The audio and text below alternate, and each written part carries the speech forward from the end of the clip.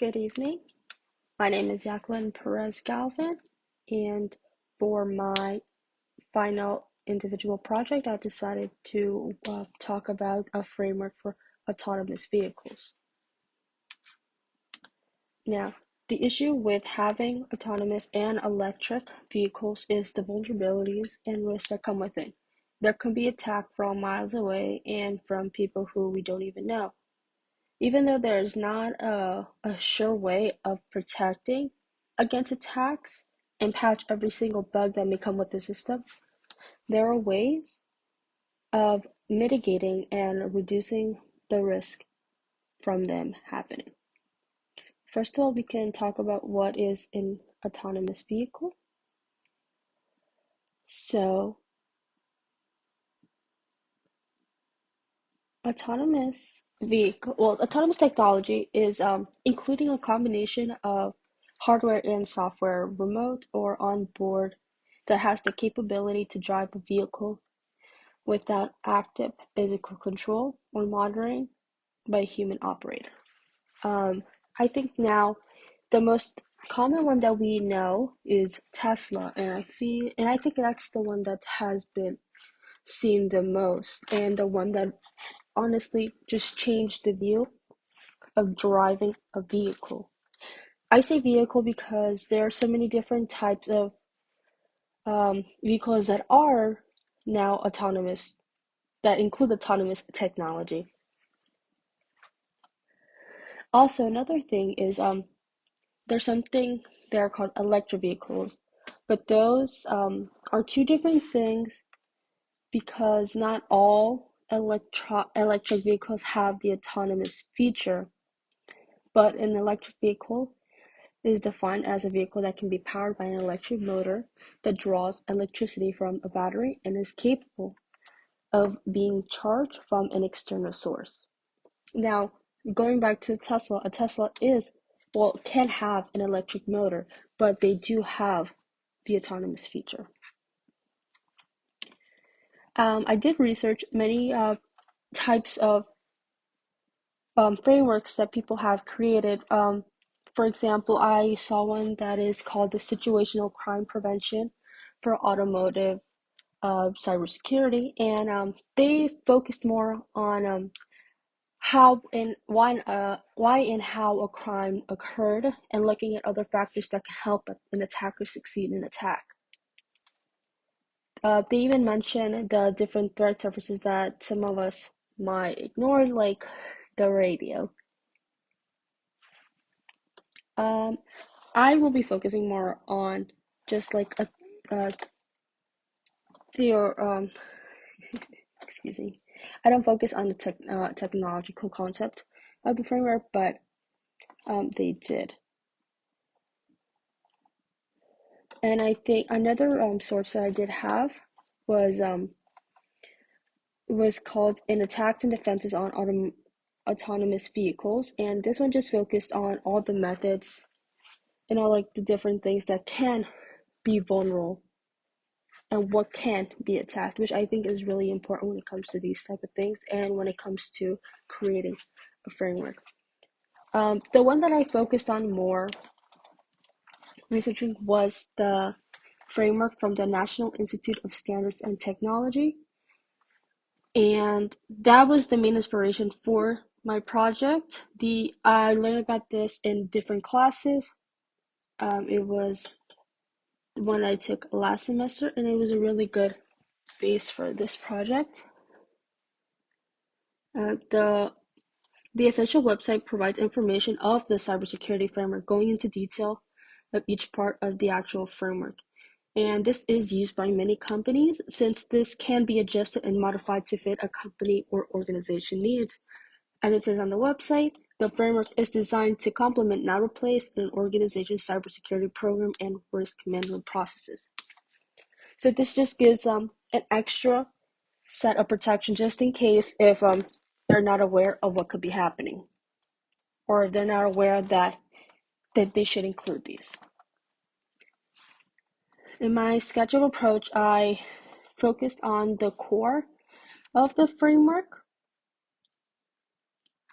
And the five concepts are to identify, protect, detect, respond, and recover. The first one is to identify.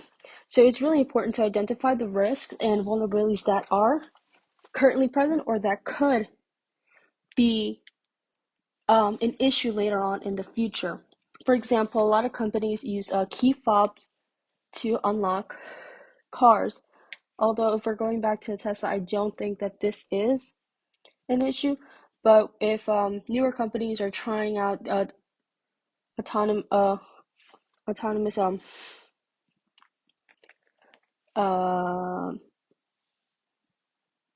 the feature, they might use a key fob to unlock the car because that is what is most used by majority of vendors. And so that algorithm that has been used has already been cracked by researchers. So the question is this technology be like used currently? Is it safe for the driver in the sense that can an attacker copy it and try to go get into the vehicle, and I'm not sure what they're planning to do, but whatever they do to plant their attack. And going back to social engineering, which is a big problem now in the cybersecurity field, can an attacker use social engineering to figure out the technology the driver holds? So if they're trying to target a specific person, if they gain information, is it going to be easy for them to get that information, like the type of key fob that they used, and whether they can crack it? The next is to protect. Now, not only are we protecting the vehicle, but we're also protecting the driver. What is being done to protect the vehicle? Is the network security up to par with what is waiting to happen, or not? The security of the vehicle, since everything is through software, is the security in the software secure enough to protect the vehicle? And it is also where it's important to be aware of the technology that is in it and if it's safe from being attacked. Also, not only are we talking about like the physical security of a person, but what about the information that is entered into these autonomous vehicles? Is it safe also? Next, another function is to detect the attacks. Software engineers need to be aware of any anomalies or events in the software in the autonomous vehicle. If there's an attack going on, they're obviously not going to attack right away. They're going to find a way how to get in there without being detected. But can we detect that they're in there? I think that there's need to be some sort of system that can be implemented to detect certain things like this. And what is the process to detect? There always has to be a process to detect these type of anomalies. And even though identify, protecting, detecting, and recovering is an important part of cybersecurity, I think that the way that a company responds is super, super important because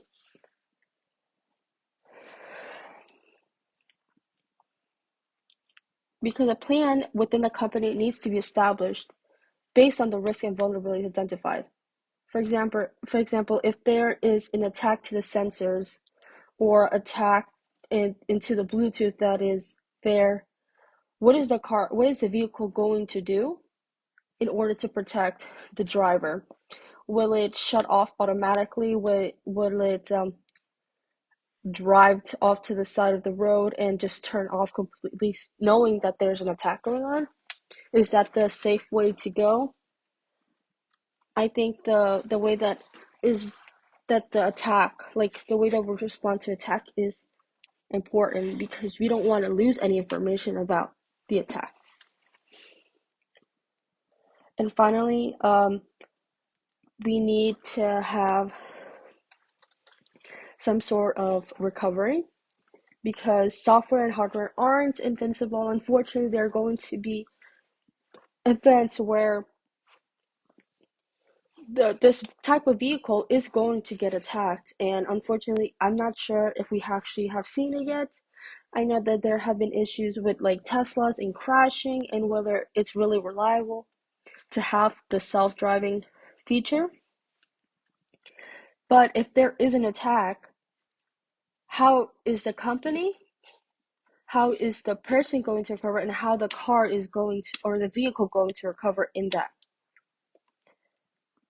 What is what is going to happen after? How are we going to fix the issue, and how are we going to prevent it from happening again? In conclusion, a framework is meant to help an organization plan for unexpected attacks, and this is what the expected results overall. Although this framework might not be directly utilized because there isn't a set framework, but it gives information and the correct concept on how to prepare and recover from certain attacks. It is difficult to comprehend and identify everything that could happen because as if someone has a company, they're not going to want to look at all the negative effects that could be happening in their own product. But little things can help save so many lives. For example, a seatbelt is such a simple addition to a vehicle now, but just having one and having it buckled can save so many lives. It's the just in case that is going to save so many people. And we aren't waiting for an accident to happen, but we are preventing it from recovering a more disastrous accident. Thank you.